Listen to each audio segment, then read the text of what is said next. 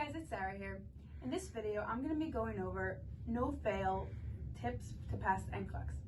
If you go by these tips and tricks, you should be able to answer any question that's on the NCLEX, even if you don't know the answer or you're not sure between them. So over here, we're going to go through how to answer the questions. Here we're going to go through the always go by and then never go by. And here we're going to do what to do the day before the exam. So let's start over here. The problem with the NCLEX is that there's always two answers that are right. So people look through the NCLEX question and they're like, oh, I know it's not this one, I know it's not this one, but then there's two that always like, which one? Because they're both right, but one's righter, if that makes sense. So this is how you're going to answer those questions. You're always going to prioritize. In general, you always go by the ABCs and then do all this. So if someone has an airway problem, that's always priority no matter what. And then goes the B for the breathing, and then goes circulation.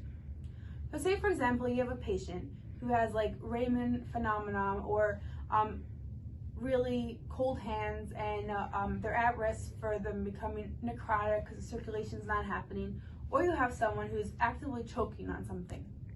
So you could think, oh, the hands are going to be necrotic, that would go first. But choking is airway. The airway is being blocked. So that would be someone who is priority over, even if the limbs and stuff like that, that is after. So always airway, then goes breathing, and then goes circulation. After you got that, so you look through all your questions, any of these answers have to do with airway, number one. Any breathing, two, and then circulation. After that, you keep going down the list. So are any of the vital signs not good? In an NCLEX question, they will give the vital signs. If any of them are off, then that's where you're going to be like, the vital signs are not good. So it's generally vital signs after ABC. After that goes critical labs. So if they call and tell you a non-critical lab is bad, that's not something you're worried about. If they call and tell you that a critical lab, like the BMP for heart, if that's off, that is a critical lab. So that's something. Obviously, if someone's actively choking, airway, or breathing, you're not going to worry about critical lab, even though it can mean a heart attack. You're going to worry about ABCs. But after these two, then you're going to go to critical labs. After that comes change in mental status. So, you had an old patient who was fine talking to you, and then she started kind of, like making up sentences. She's not making sense. She's changing in mental status. After that, you're going to go into pain.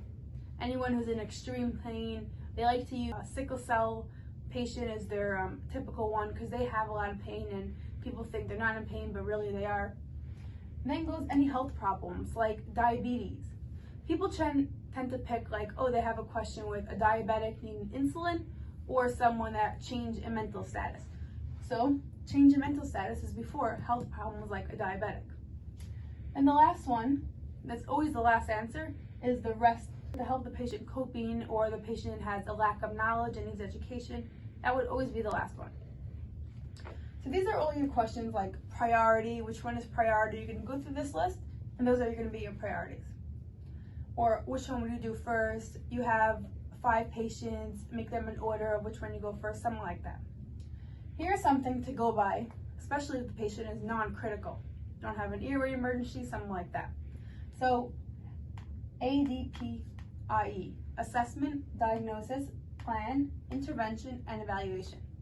So the first thing you're always going to do is assess the patient. So if they have a question where they're going to be like, your intervention, are we going to give antibiotics to a patient? First, you're going to assess. You're going to have to find out the diagnosis and then give the treatment. So it always goes according to that. You're going to assess your patient first. You're going to get a diagnosis. You're going to do planning. You're going to implement the intervention. And then you're going to evaluate to see how it went. Now we're going to go on to stuff that are always right in the NCLEX and stuff that are never right in the NCLEX. The stuff that are always right in the NCLEX, the patient is always first. If they have a question where it could be better for the nurse or better for the patient, it's always going to be the one that's better for the patient. So even though they care about nurses, it's always going to be the patient over the nurse. So always remember that. Number 2, they always like to throw into the answers to contact the doctor. That's usually never the right answer. And when it is, it's never an emergency. So if you have someone whose airway is blocked, it's never going to be to call the doctor. You're going to treat the patient and then call the doctor. You know, like, you're not going to stop CPR to go tell the doctor. You're going to keep doing CPR, and then after that, you're going to tell the doctor, you know? If you're going to call the doctor, it's going to be by like a stable patient. It's going to be, for instance, before giving medication to a patient, you're not sure which one to give. So that's something that you would call the doctor to verify before.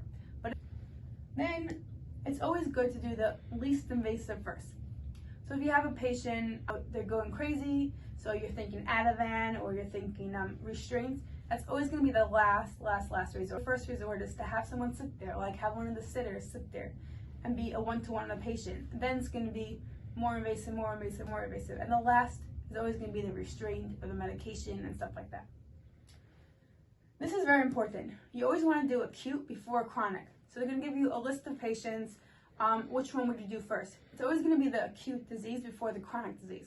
So someone comes in with COPD, sickle cell, stuff that they live with on a chronic basis. You're not going to take care of them first because this is chronic. This is normal for them. They're going to make it. Someone acute changes like an asthmatic person. That's what you're going to deal with before your COPD or patient who was there for a while. So this is also very important. You always want to pick opposites. So meaning, say for example, you don't know anything, you don't know what this question's talking about, you really don't know what. So just go through the answers, and if there's an answer that has two answers that have the opposite of each other, it's probably one of those, because they're trying to give you the right answer and the opposite and seeing which one you pick.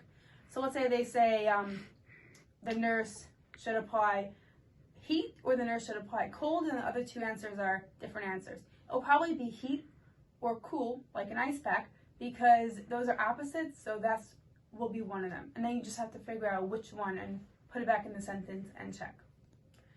So now we go into stuff that you should never pick on the NCLEX. You will never leave your patient. It will never tell you anything that to leave the room and go do this. You should never leave your patient, especially if there's a change in status, anything like that. You should call people, they come to you, but you never leave your patient. You should never do nothing. The answer is not going to be wait and see. Never do nothing. You should never call someone else. It's always going to be something that you have to do yourself, not that you ask your coworker to do. You should never delay treatment. So just treat whatever you found. And it is never going to be that the nurse is going to ask a why question. So you're never going to ask, why do you do this? You're going to ask other type of questions, but never that starts with why. Okay, so that's all the tips for the NCLEX of how you would answer almost every single question. Here's what you're going to do the day before the exam, the night before, the day of the exam. What I would say is the night before, you're going to go to bed early, you're going to relax, yoga, spa, whatever you want. I would make a cheat sheet. So that's stuff that just like don't forget, or like vitals, just to remember, stuff that you can memorize. If you guys want mnemonics, I can make a video on that if you write in the comments. Like for me, I brought it to my exam, and then the hour before I got there really early, and then I read that over and it was refreshing. I didn't jam pack. Don't do questions the day before. It's going to confuse you. You're going to get very stressed out. If you get something wrong, you're going to be like, I'm taking my NCLEX tomorrow, and it's just going to stress you out. You also want to wake up really early, like at 6 a.m., have a shower, eat breakfast, be very calm that day, and you want to at least get there an hour and a half before you have to. So if you do Waze and everything, and you're supposed to get there, it takes you 45 minutes to get there, then leave a half hour before the 45 minutes, because you need a half hour to get there. You never know parking, you never know traffic. You also need to just be there early, review your cheat sheet, and you'll just go into a different state of mind. If you come in all stressed out, parking, you forgot your ID and stuff like that, then it's just not going to help you answer questions. You're going to get stuff wrong, you're going to rush through exam. And just remember, you have a lot of hours to take the exam. I never heard of anyone who didn't pass the exam because they didn't have enough time. It's always for different reasons, but never that there wasn't enough time. So take your time, go through every question. So that's it for this video. Thank you very much for watching. Please subscribe to this channel and like the video. Let me know what you want in the comments below. Any more videos, any questions, and good luck on the NCLEX. Hope that helps.